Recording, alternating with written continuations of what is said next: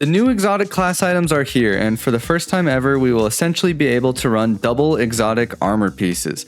There are a ton of different options to run, so today, as a Warlock main, maybe I should say pending Warlock main, I don't know man, the hunter's looking pretty sweet. As a Warlock main, I am here to break down every single role that I think has potential inside of PvP. For PvE, I'm going to keep it brief because that's not really my expertise, but you definitely want a good Star Eater set. It can do some crazy things with Nova Bomb. But for PvP, it's definitely a different story. I think the majority God role people are saying to go for is actually not worth using, so it might be a bit of a hot take there, but we'll get into that. So with that out of the way, let's start breaking down the perks. So the first column here are our options. Now, what I am seeing everyone start with is, oh, I want Ophidians. Now, here is my hot take. Why? Why do you want Ophidians? Warlock already has Ophidians. Now, on Hunter and Titan, yes, absolutely, makes sense. But Warlock, I disagree.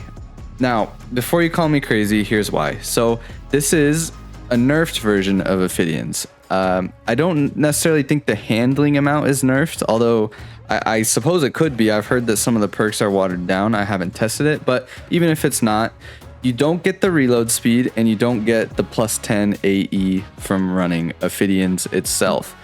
So why would you use this then? Well, you would use it for the second column, right? You get 2 perks. So basically you'd get Ophidians, maybe slightly nerfed, but you get a second perk, right? Well, let's look at these perks and you tell me which one is worth using in PvP. None. They are all dog water.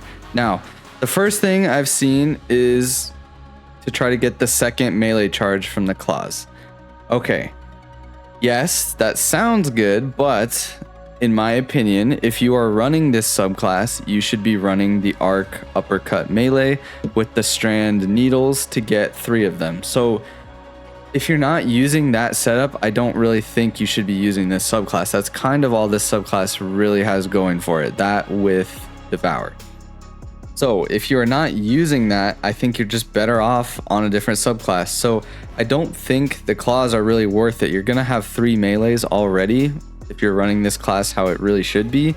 So as far as like actually making the subclass good, I don't think you want the 2 melees. I don't really think that's worth using.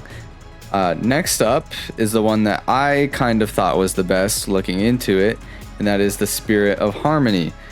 Now, this one, like, it's okay. I tested this a lot.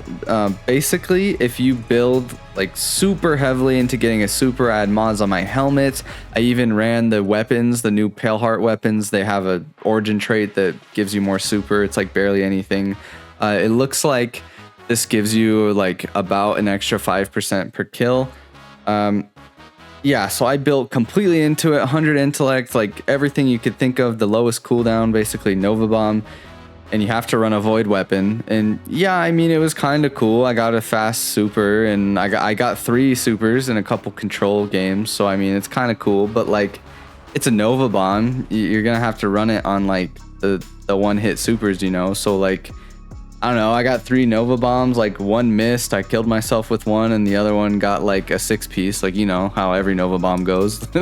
Like, those are the only options. So, I mean, like, yeah, I guess if you want to do that, it's kind of cool, I guess. And you don't want to run the actual exotic, you want some handling too. I mean, I suppose. I don't think that's worth grinding for, but like, it's okay. It's the role I ended up getting. I do have this role, so I tried it out. I mean, yeah, it's very whelming, I would say. But you have to build your entire loadout. You have to build your entire stat distribution to it. You have to choose your super, and like it restricts your weapon. And like, yeah, then most games you don't even get 3. If you're like popping off like so hard that you're gonna get 3, usually it's a mercy rule or the game's over too fast and you can't get it anyway. Or it's like a super sweaty game, it's gonna go to time almost and you're not getting enough kills to get 3. Like, it's not like every game you're getting 3. I only got it a few times and I tried like a lot of games. Like, most of them just end up being mercy rules when you're on pace. So it's really not that great. Now, in trials is where it could have some use. I mean, it would get you a fast super. Now, I tried it out. I didn't play enough with this to like fully see if it was possible, but in the cards I tried, I did not get 2 supers. Now, I would say this is definitely worth it if you can somewhat consistently get 2 Nova Bombs per game. I don't think you really can.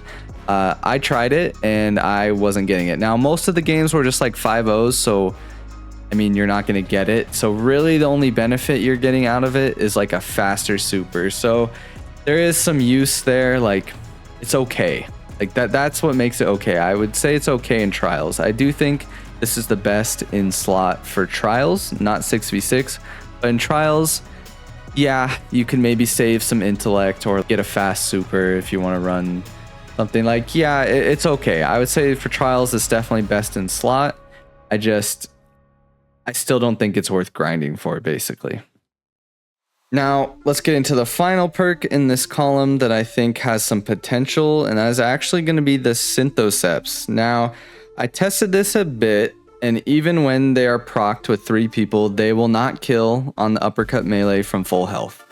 The only way I was able to do it from full health was to go Transcendent, and I believe there's a fragment, or it might be an artifact mod that buffs like your melee damage when you transcend it. It's like super niche.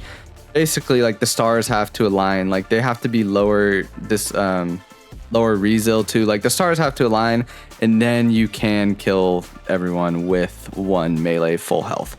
Now, it's not too bad. It's still pretty good because while they can't be full health, if they're weakened a little bit and you slide into them with Synthoceps procced, it will wipe them out. It will kill everyone. It is pretty good. It's a decent combo. Like, yeah, it can be okay in 6v6. Now, I would never run this in trials because, like, maybe if you played like 10 cards, you'd get it to proc once. Like, what are the chances of everyone being close together, you having your melee up, you like seeing it and being able to do it, and then being able to close the gap without getting shot, and then being like, yeah, it could happen, and maybe it's okay, but like that's not gonna happen that often. So I don't really think it's worth running in trials. I would stick with the Spirit of Harmony. In 6v6, I would say this is probably best in slot for that second column because, yeah, you can proc it every once in a while. I mean, it's not like great. Like, I wouldn't go out of my way to run this, but like I said, I do think it's probably the best in slot in that second column.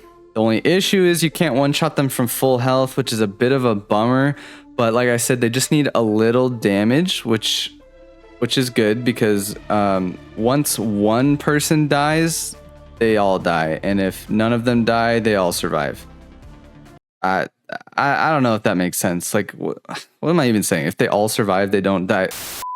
Basically, it's all or nothing. You're going to get 3 or get slapped back to next week. Basically, once one of them dies, they'll all go. But if you don't just get one of them, it's no one's going to go. It's all or nothing. So I would only use this for fun in 6v6 with that uppercut. Now, for the first column, the first perk slot, this is the tricky one because technically Ophidians are best in slot by far, like I said, but this is a nerfed version. So if you were to add a perk in the second column that doesn't exist, but if you were to add it and you said this one gives you 10 AE and buffs your reload speed, I would say that's probably the best in slot for that second column. And that is what the main, like the normal Ophidians do. So to me, if I'm gonna run Ophidians on this, I would rather just run Ophidians. Like, to me, the only reason to put Ophidians here would be like if you wanted to run something in the second column. Like if you were like, I wanted to make a battle harmony build, then you could be like, oh, I'll use this and I can have Ophidians too. But if you're like, I want to make Ophidians build, I don't think you should run this. It's like a worse version. So to me, I can't really say that Ophidians are worth it because I would just run the normal exotic. I think the normal exotic is better than this. So I would use that. I would rather have the 10 AE almost by itself than like extra 2% super per kill. Like I just would. So yeah, like I said, Ophidian's technically best in slot, but I don't think you should go for this. I will not be using a bond with Ophidians, or at least, I mean, I will not be using a bond in general, I don't think, but I would not use one with Ophidians. I would probably go with one that we'll talk about later. Next up, as far as which ones are relevant, I want to point out I haven't had access to all of the roles. I've heard some of them, like on Hunter, for example, are watered down versions. So if that's the case for any of these, that could definitely change sort of my opinion. But I think if I was going to run this, I'd potentially want the Stag or the Assassin. Now, even with the Stag, it's kind of like, why would you not just use the Stag? Because dropping the Rift on death can be pretty clutch. And I don't believe this one does that. Correct me if I'm wrong, but I don't believe it does. So again, if you were to put a perk in the second column that says drop Rift on death, I'd say that's probably the best in slot for that. So I would just go with that. So realistically, I feel like if you're gonna use the Stag on here, you should just run the helmet. Like, I think the helmet's just better. It's just like Ophidians. That's kind of the issue with this, is the first column is very good and the second column is pretty much useless. Like, to me, there's nothing in the second column really worth using. So basically, if you're going to use this bond, I would say that in the first slot, the only one that's really worth using from what I've tested is the Assassin to go invis after melee kills. Now, this isn't like that great. Like, this doesn't make the class strong. It's just realistically, I think it's the only one that kind of does something. And the issue, like I said, isn't that the first column's bad. It's just that the actual exotics are better because the second column is bad. If Stag and Ophidians were in different columns, I'd be like, yeah, this is cracked. Like, this is what you want to be running on this. Like, this is broken. They're in the same column, so you can't use them.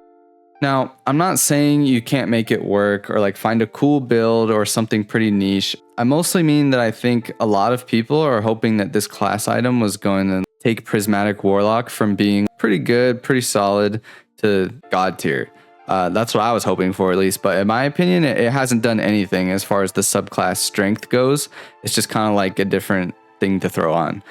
Now, I could always be missing something. I did do a lot of testing and try to get a bunch of different roles, and I did do a bunch of research, but I obviously don't have access to every combination. So let me know if you think there's like maybe a hidden gem in there.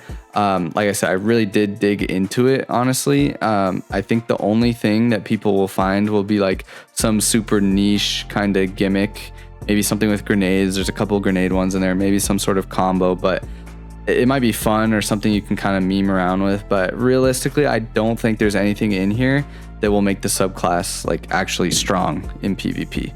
Yeah, if you couldn't tell, I'm pretty disappointed with the bond. Honestly, I'm kind of disappointed with the subclass in general.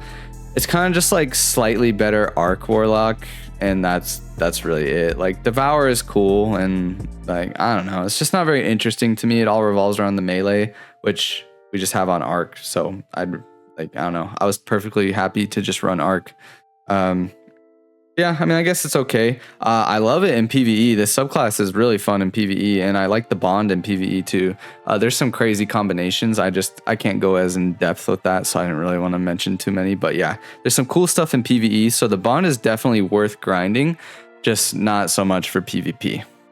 And yeah, I don't mind the subclass. If you see me running it, I will probably be on T-steps or just the regular Ophidians rather than the bond. So yeah, overall, those are my thoughts. Sorry if I killed the hype, killed the vibe, but I gotta keep it real. You know how it is. Let me know if there's anything I missed or that you wanted to see I didn't mention. Let me know. But as always, I am awake, and I'll see you guys next time.